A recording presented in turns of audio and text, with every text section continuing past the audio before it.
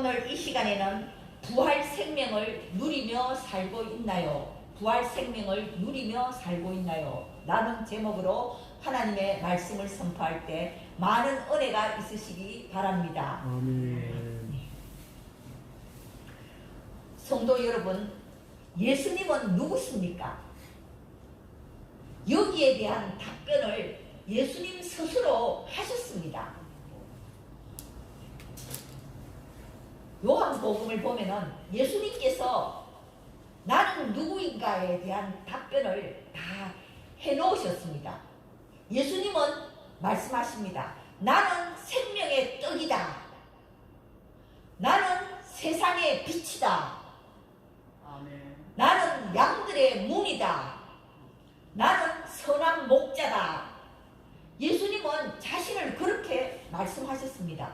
그리고 오늘 본문에서 마지막으로 이제 말씀하십니다.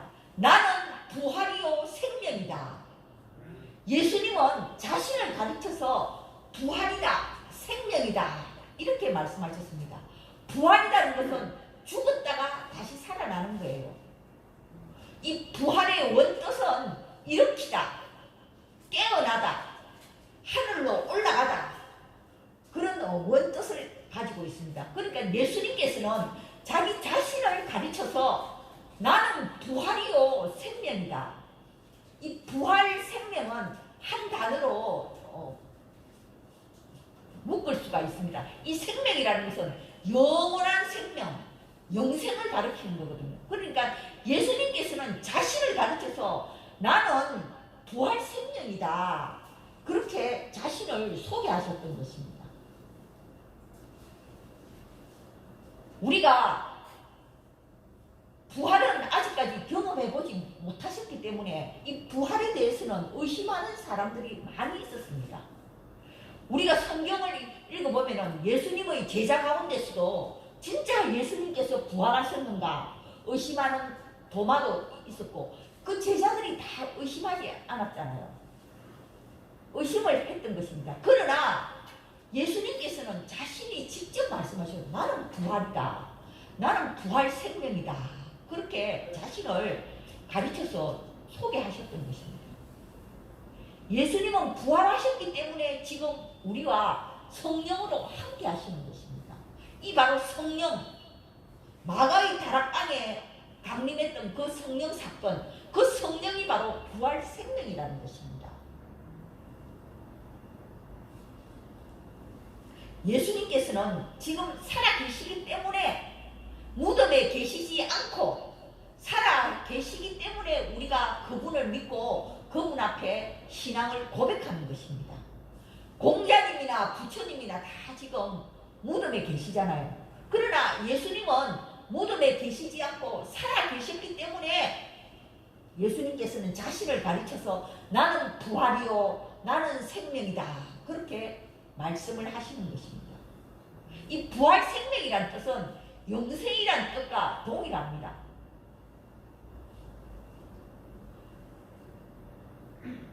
요한복음 5장 39절을 보면은 너희가 영생을 얻으려고 성경에 대해서 연구하거니와 곧 이 성경은 나에 대해서 증언하느니라. 예수님께서 그렇게 말씀하셨어요. 사람들이 영생을 얻기 위해서 성경을 연구하고 성경을 묵상하지만 그 영생이란 게 뭐냐? 곧 나 자신에 대해서 말하는 것이다. 예수님이 그렇게 말씀을 그러니까 예수님 자신이 바로 영생이라는 것입니다.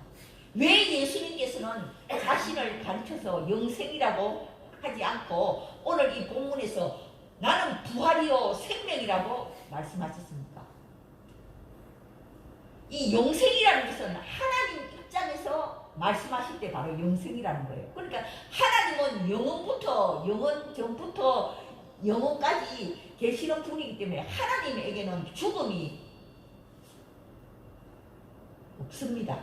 그래서 하나님 입장에서 볼 때는 영생이지만 우리 인간의 입장에서 볼 때는 우리는 언젠가는 죽잖아요.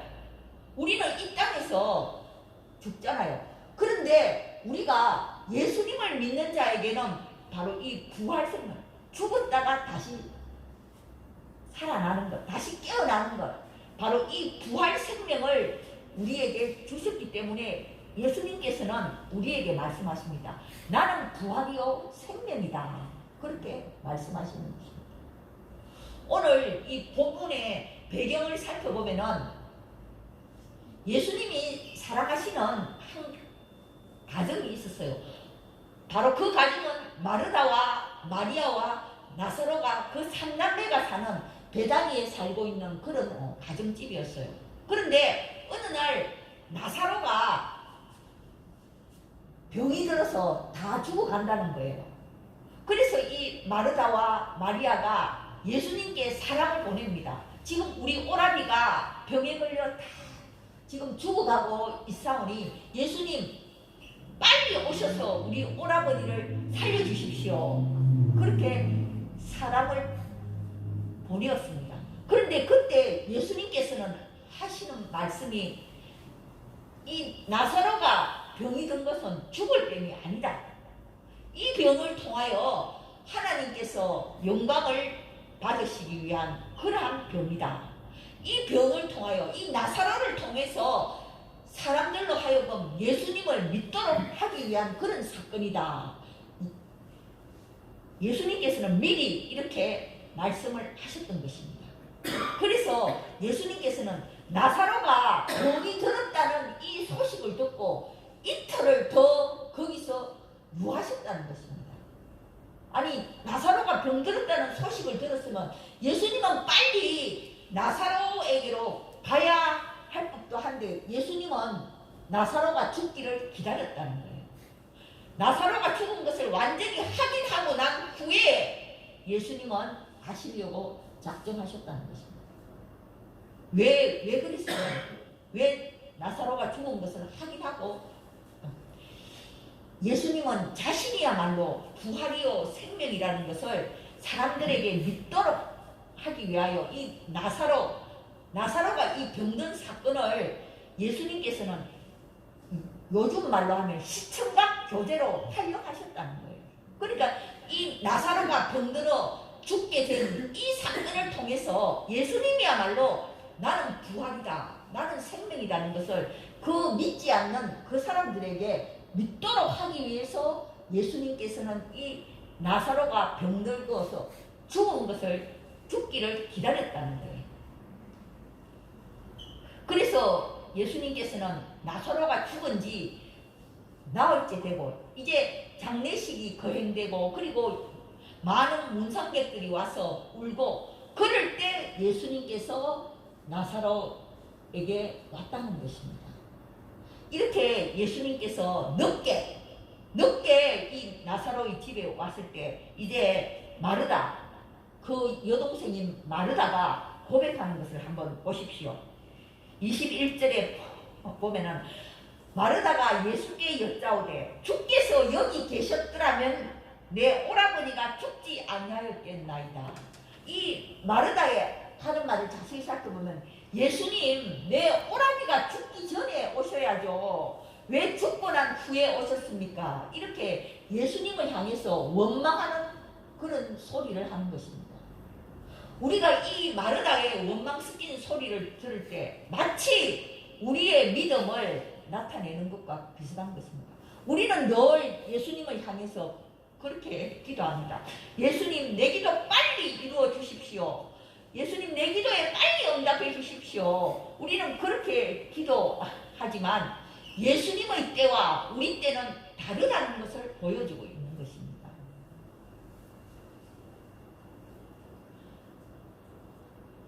마르다의 시간표는 내 오라버니가 죽기 전에 예수님이 오기를 기도하고 희망했다는 거예요. 그런데 예수님의 시간표는 나사로가 죽고 난 후에 내가 가리라. 그게 바로 예수님의 계획이라는 것입니다.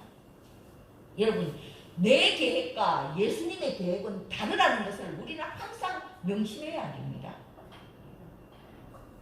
그래서 우리는 내 기도를 들어주지 않는다고 늘 예수님에게 안달복달을 하지만 예수님의 시간표, 예수님의 계획표와 나의 계획표는 다르다는 것입니다. 이 마르다는 왜 예수님 지금 오십니까? 좀 더 일찍 오셨더라면 내 오라버니가 죽지 않았을 것이요. 이렇게 마르다는 예수님을 향해서 원망 섞인 그런 말을 합니다. 그리고는 22절에 보면 그러나 나는 이제라도 주께서 무엇이든지 하나님께 구하는 것을 하나님이 주실 줄을 아나이다. 이 알다. 이 마르다의 하는 말을 보면은 믿는다는 그런 단어를 쓰지 않고 안다는 표현을 많이 쓰고 있습니다. 예수님께서 바로 그 하나님이신 줄을 마르다는 모르고 있는 것입니다. 예수님이 바로 이 천지를 창조하신 하나님이신 줄을 마르다는 모르고 예수님께서 이제라도 하나님께 구하셔야 그때서야 줄 줄을 아나이다. 이렇게 마르다는 예수님에 대한 그런 믿음이 부족한 것 같습니다. 그래서 예수님께서는 말씀하십니다. 네 오라비가 다시 살아나리라. 네 오라비가 다시 살아날 것이다. 그렇게 얘기를 해도 마르다는 믿지를 않는 것입니다. 24절을 보면은 마르다가 이르되 마지막 날 구할 때에 다시 살아날 줄을 내가 아나이다. 그러니까 마르다는 예수님께서 지금 네 오라비가 다시 살아날 것이다 이렇게 얘기를 해도 마르다는 믿지를 않고 마지막 날 부활 때에 그때 내 오라버니가 살아날 것을 내가 아나이다. 우리는 여기서 마르다의 신앙을 이렇게 가만히 보면 성경적인 지식은 많아요. 성경적인 지식은 많은데 믿음이 없다는 거예요. 믿음이 없다는 거예요. 아나이다 그런 표현을 쓰고 있는 것입니다. 그런데 예수님께서 요구하시는 것은 믿음이라는 거예요. 믿음. 이 마르다를 가만히 보면 요즘 현대에 많은 믿는 자들이 우리가 마르다와 같은 그런 신앙을 살고 있는 사람들이 많이 있다는 거예요. 내가 성경을 몇 번 읽었고 내가 성경에 대한 지식은 다 있어. 나는 성경을 다 알아. 나는 교회에 대해서도 다 알아. 그런데 정작 안다는 것과 믿는다는 것은 확연히 틀린다는 거예요. 예수님께서는 우리에게 안다는 그런 지식을 요구하는 것이 아니라 믿음을 요구하는 것입니다. 그래서 이 마르다는 내가 아나이다. 마지막 날에 구할 때 내 오라버니가 살아날 것입니다. 그렇게 자기의 지식, 성경에 대한 지식을 표현하는 것입니다. 우리가 사실 우리가 아는 것은 너무나도 극히 조그만 것에 불과합니다. 제가 어제 다큐 세상에서 그 미국에서 보이즈라는 그런 무인 우주선을 개발해서 저 우주에다가 그 보이저호를 보내었어. 그래서 이 지금 우주에 별이 얼마나 수천억 개가 있다는 것을 그걸 이제 무인 우주선을 통해서 이렇게 탐사하는 걸 이렇게 보면서 거기에 나오는 해설자가 그 보이즈홀 그 무인 우주선을 개발하는 그 사람이 하는 말이 지구는 하나의 이 우주에 있어서 하나의 점에 불과하다는 것입니다. 우리가 살고 있는 이 지구는 이 강한 우주 속에서 하나의 점에 불과한데 그 지구에 살고 있는 인간이 너무나도 오만하다는 것입니다. 인간은 이 우주에 대해서 지식이 너무나도 없다는 거예요. 그 보이저호를 이렇게 보내서 이렇게 우주를 이렇게 탐사하는 것을 보면서 지극히 이 점에 불과한 이 지구 거기에 살고 있는 인간들이 너무나도 오만하다는 것입니다. 그래서 우리는 안다는 신앙, 지식적인 그런 내가 성경에 대해서 얼마나 알고 있고 그것이 중요한 것이 아니고 믿음이 중요하다는 거예요. 믿음. 그래서 늘 우리가 성경을 대할 때 우리가 가져야 할 태도는 이런 태도예요. 나는 항상 틀렸고 예수님은 항상 옳으십니다. 나는 항상 틀리고 내가 하는 생각 이런 것들은 다 틀린 거예요. 나는 항상 틀렸고 예수님은 항상 옳으십니다. 우리가 그런 생각을 하고 그런 결단을 가지고 성경을 대해야 된다는 것입니다. 그럴 때 성경 이 말씀을 읽을 때 우리의 삶이 변화가 되는 거예요. 지식은 아무리 내가 많아도 나의 삶을 변화시키지는 못하는 것입니다. 믿을 때 변화가 된다는 것입니다. 그래서 이렇게 마르다가 예수님을 향해서 성경 지식에 관한 그런 안다는 표현을 썼을 때 예수님께서는 25절에서 말씀하십니다. 예수께서 이르시되 나는 부활이요 생명이니 나를 믿는 자는 죽어도 살겠고 무릇 살아서 나를 믿는 자는 영원히 죽지 아니하리니 이것을 내가 믿느냐. 믿는 믿음의 표현을 3번이나 반복하셨던 것입니다.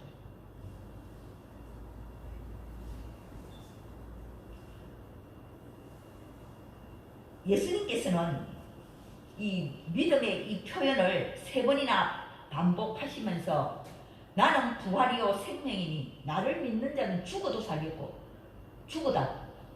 사실 우리가 기독교인들의 장례를 많이 치르잖아요. 이제 저희 지금 친정 쪽에도 우리 지금 이모부님이 경주에서 이렇게 이제 한평생 교회를 이제 다니시다가 이제 오늘 내일 곧 이제 세상을 떠날 거라는 그런 정가를 오는데요. 우리가 기독교인의 이래 장례식에 가면은 시체를 보잖아요. 그게 바로 주검이죠. 주검, 시체, 사체. 우리는 그런 주검, 사체를 볼지언정 죽음은 보지 않는다. 죽음. 이 죽음이라는 것은 생명이 떠나가는 현상이에요. 우리 믿는 자들은 죽어도 사체가 되어도 주검, 시체로 되어 있을지라도 우리의 그런 생명이 떠나가는 현상, 그런 현상은 없다는 것이에요. 그것을 지금 예수님께서 말씀하시는 것입니다. 예수님을 믿는 자에게는 죽음을 보지 않을 것이다. 생명이 떠나가는 현상은 없을 것이라는 것입니다. 왜냐하면 예수님을 믿는 자에게는 부활 생명이 주어지기 때문입니다. 부활 생명이 주어지기 때문에 예수님을 믿는 자에게는 죽음을 보지 아니할 것이다. 그렇게 말씀해 주시는 것입니다. 그래서 예수님께서는 이 우리 믿는 자들에게 부활 생명을 주시기 위하여 십자가에 못 박혀 돌아가셨던 것입니다. 십자가에서 못 박혀 돌아가시고 그리고 3일 만에 약속대로 다시 부활하셔서 40일 동안 제자와 500여 형제들에게 나타나셨습니다. 그리고 그들에게 나타나시고는 사도행전 맨 처음에 기록된 대로 하늘로 올라가셨어요. 성천하시면서 말씀하셨어요. 바로 이 부활이라는 이 뜻 속에 성천하다, 성천하다, 하늘로 올라가다 그런 뜻이 담고 있는 것입니다. 그래서 예수님께서는 하늘로 올라가시면서 약속하신 성령을 부어주겠다. 제자들에게 그렇게 약속을 하셨어요. 그래서 마가의 다락방에서 부어주신 그 성령 사건, 그 성령 강림 사건이 바로 부활 생명을 부어주시는 것입니다. 그래서 이 예수님을 믿는 자들에게는 부활 생명을 부어주시기 때문에 예수님께서는 두려워하지 말라. 두려워하지 말라. 죽음의 덫에 걸려서 죽음의 공포에 떨고 있는 그 인간들에게 예수님은 말씀하십니다. 너희들 나를 믿느냐? 나를 믿는 자에게는 부활 생명이 주어졌기 때문에 너희들 죽음의 그 허상에 대해서 두려워하지 말라는 것입니다. 그래서 예수님께서는 두려워하지 말라. 내가 세상 끝날까지 너희와 함께 하리라. 성령으로 함께 하시겠다고 약속해 주시는 것입니다. 부활, 예수님을 믿는 자들에게 부활 생명을 주시는 우리들에게 예수님께서는 왜 우리에게 부활 생명을 부어주셨습니까? 죽음을 두려워하지 말라고. 죽음을 두려워하지 말라고. 우리 인간들이 가장 두려워하는 것이 바로 죽음 아닙니까? 우리는 조그만 병에 걸려도, 감기에만 걸려도 왜 코로나를 두려워합니까? 죽으니까 두려워하잖아요. 그런데 예수님께서는 말씀하십니다. 나는 부활이요 생명이다. 그러니까 너희들 두려워하지 말라. 죽음을 두려워하지 말라는 것입니다.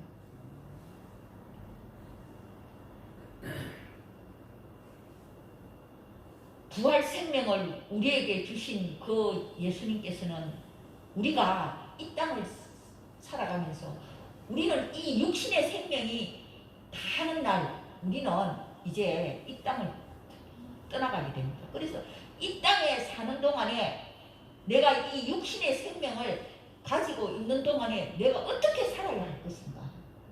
그게 바로 우리의 기도 제목이 되어야 하는 것입니다.